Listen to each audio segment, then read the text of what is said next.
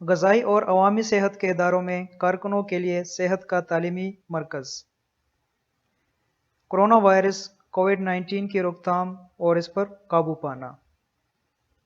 غذائی اور عوامی صحت کے اداروں میں کارکنوں کے لیے صحت کا تعلیمی پروگرام۔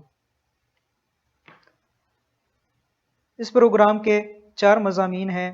سب سے پہلے نمبر پہ ہے وبا، دوسرے نمبر پہ ہے حیوانوں سے لگنے والی بیماریاں مطلب زونوسس، تیسرے نمبر پہ ہے ناول کرونا وائرس کووڈ-19، چوتھے نمبر پہ ہے کرونا وائرس کووڈ-19 کی روک تھام۔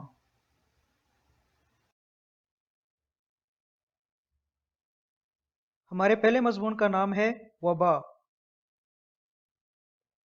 اس مضمون میں ہم نے جو ٹاپکس پڑھنے ہیں اس میں سب سے پہلے نمبر پہ آتا ہے پس منظر کی کہانی، دوسرے نمبر پہ ہے کرونا وائرس کیا ہے، تیسرے نمبر پہ ہے کہ اتنی گھبراہٹ کیوں ہے۔ پس منظر کی کہانی۔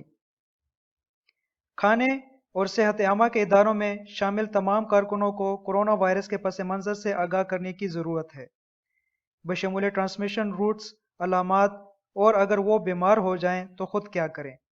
خود کو تنہائی کی ضروریات اور دیگر متعلقہ معلومات کرونا وائرس کے پھیلاؤ پر مؤثر طریقے سے قابو پانے کے قابل ہو جاتے ہیں۔ پس منظر: ووہان سٹی میں نامعلوم ایٹولوجی کے نمونیا کے پھیلنے کی اطلاع ابتدائی طور پر WHO کو 31 دسمبر 2019 کو ملی تھی۔ چینی محکمہ صحت کے حکام نے اس وبا کی وجوہ کے طور پر ناول کرونا وائرس سے 40 سے زائد انفیکشن کی تصدیق کر دی۔ یہ وائرس کسی دوسرے معلوم وائرس سے مماثلت نہیں رکھتا۔ اس سے تشویش پیدا ہو گئی کیونکہ جب کوئی وائرس نیا ہے تو ہم یہ نہیں جانتے کہ اس سے لوگوں پر کیا اثر پڑتا ہے۔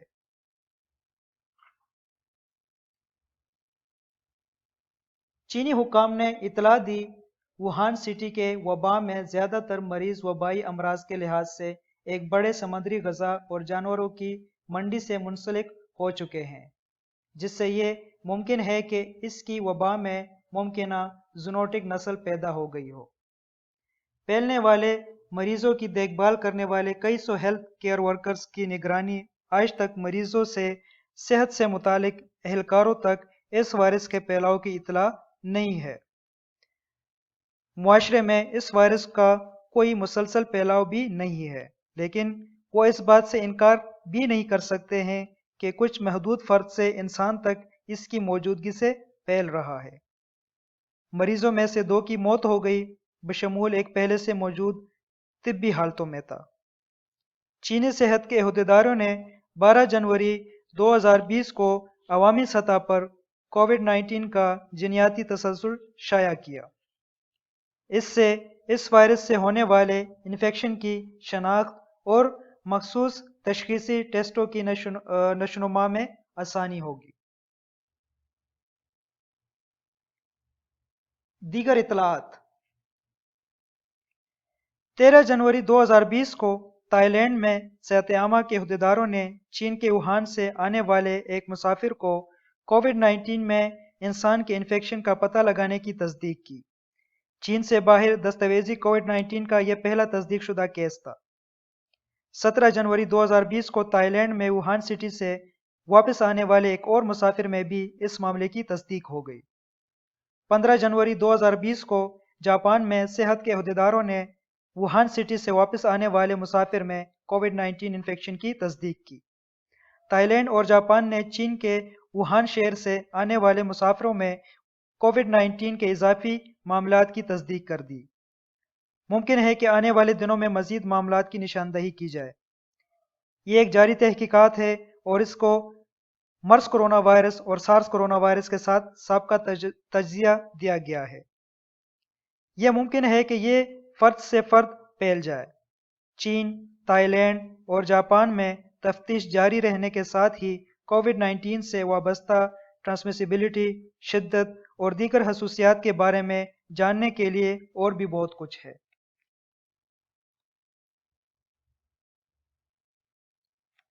کرونا وائرس کیا ہے؟ کرونا وائرس वायरसों का एक बहुत बड़ा कुंभा है जो न सिर्फ आम सर्दी बल्कि सांस की संगीन बीमारी का भी सबब बनता है। कोरोना वायरस कहां से आते हैं? कोरोना वायरस जानवरों में गर्दिश कर रहा है और उनमें से कुछ कोरोना वायरस जानवरों और इंसानों के दरमियान मुंतकिल करने की सलाहियत रखते हैं। हम इसको स्पिलओवर यूनिट कहते हैं। ये वायरस दुनिया भर के जानवरों में आम है, लेकिन इनमें से सिर्फ चंद ही इंसानों को मुतासिर करते हैं। शाज़ नादिर ही कोरोना वायरस जानवरों से इंसानों तक फैल सकते हैं। कुछ लोगों में बीमारी का सबब बनते हैं। ऊंटों, बिल्लियों और चमगादड़ों समेत मुतअद्दिद दीगर कोरोना वायरस जानवरों में गर्दिश करते रहते हैं। शाज़ नादिर ही जानवरों के कोरोना वायरस लोगों में नशोनुमा और इन्फेक्शन कर सकते हैं और फिर ऐसे लोगों के दरमियान फैल सकते हैं, जैसे मशरिक वस्ता के मर्स कोरोना वायरस और सार्स कोरोना वायरस के साथ देखा गया है।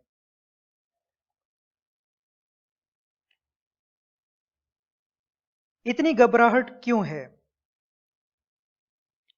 चीनी शहरी 2002 और 2003 में सार्स वबा की यादों से दो चार हैं।